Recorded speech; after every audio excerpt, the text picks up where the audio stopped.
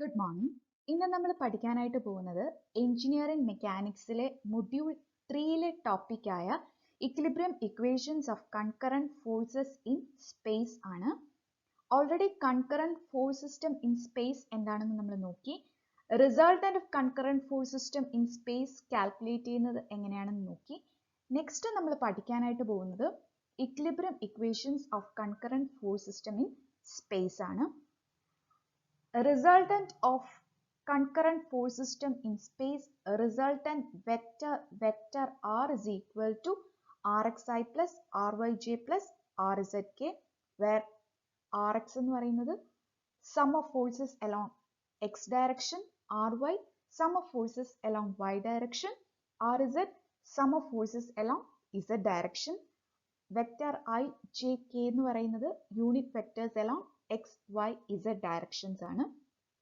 So resultant vector calculate ചെയ്യുന്നത് എങ്ങനെയാണെന്ന് already നമ്മൾ പഠിച്ചു കഴിഞ്ഞു. നെക്സ്റ്റ് നമ്മൾ പഠിക്കാനായിട്ട് പോകുന്നത് ഇക്വിലിബ്രിയം ഇക്വേഷൻസ് ആണ്. For a body in equilibrium the resultant of all forces acting on it will be equal to 0.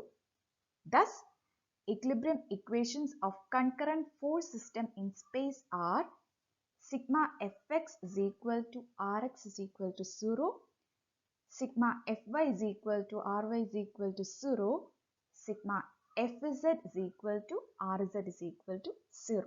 For ഒരു സ്പേസിലെ കൺകറന്റ് ഫോഴ്സ് സിസ്റ്റത്തിന്റെ ഇക്വിലിബ്രിയം ഇക്വേഷൻസ് എന്ന് പറയുന്നത് rx is equal to 0, ry is equal to 0 and rz is equal to 0, where rx sum of forces along x direction, ry sum of forces along y direction and rz sum of forces along z direction.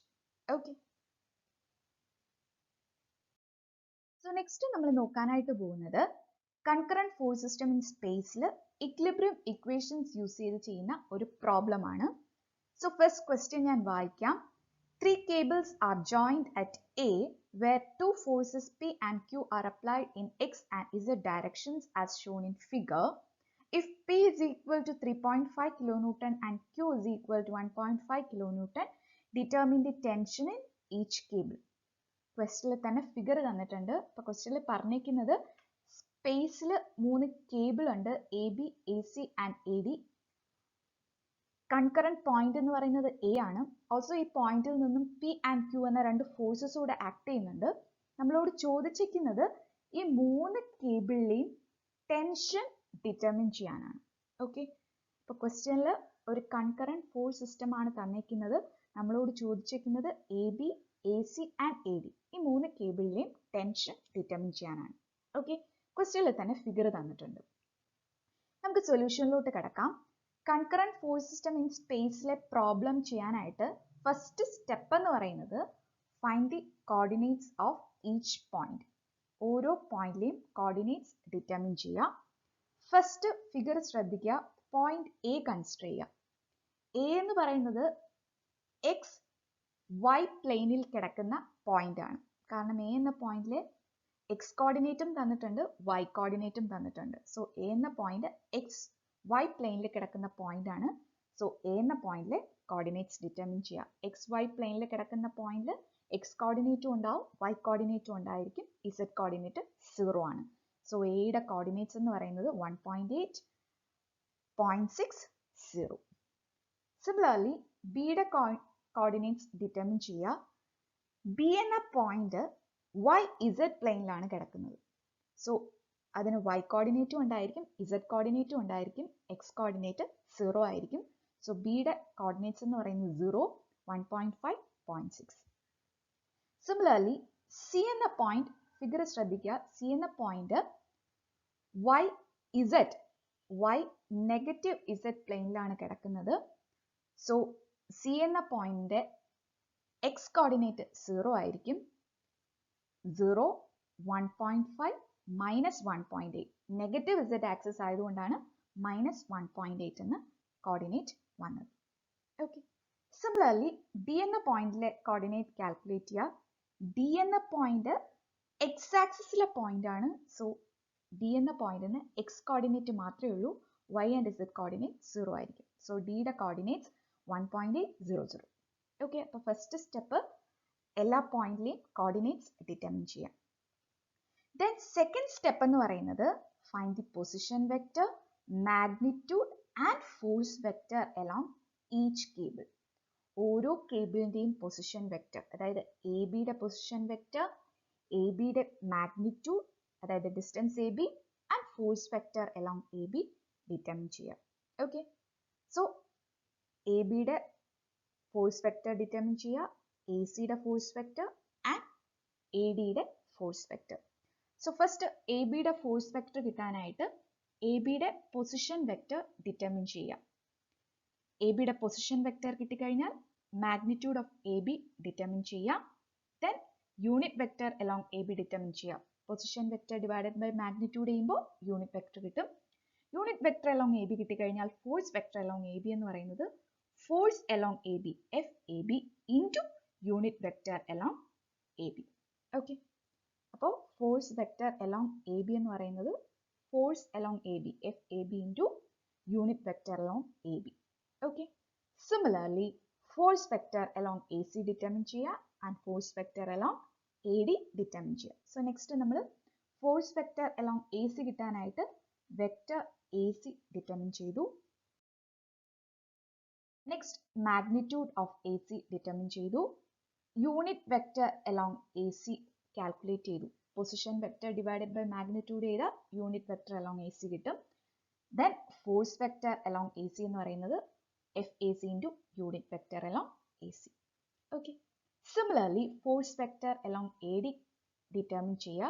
അതിനായി ആദ്യം position vector AD determine ചെയ്യുക, magnitude AD determine ചെയ്യുക, unit vector along AD determine ചെയ്യുക.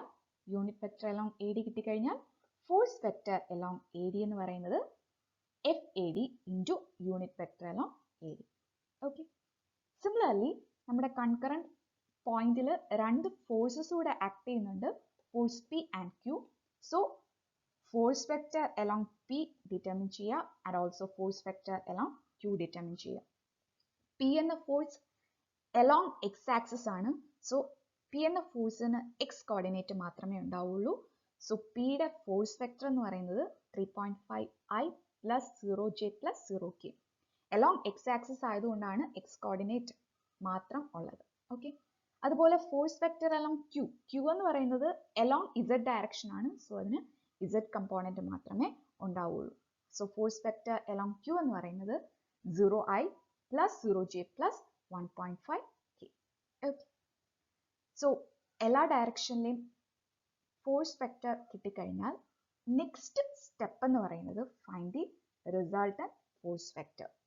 Resultant force vector vector R എന്ന് പറയുന്നത് force vector along AB, force vector along AC, force vector along AD, force vector along P and force vector along Q ന്റെ some ആയിരിക്കും. Okay, അപ്പോൾ ഓരോ ഡയറക്ഷനിലെയും force വെക്ടേഴ്സിനെ add ചെയ്ത് കഴിഞ്ഞാൽ നമുക്ക് റിസൾട്ടന്റ് ഫോഴ്സ് വെക്ടർ കിട്ടും. ഇനി റിസൾട്ടന്റ് ഫോഴ്സ് വെക്ടർ ഐയുടെ കോഎഫിഷ്യൻസിനെ ഒരുമിച്ചാക്കുക, ജെയുടെ കോഎഫിഷ്യൻസ് ഒരുമിച്ചാക്കുക, കെയുടെ കോഎഫിഷ്യൻസ് ഒരുമിച്ചാക്കുക. അപ്പോൾ resultant force vector RXI plus RYJ plus RZK ഈ ഫോമിലോട്ട് മാറ്റുക. ഓക്കെ, നെക്സ്റ്റ് സ്റ്റെപ്പ് എന്ന് പറയുന്നത് apply equilibrium equations of concurrent force system in space.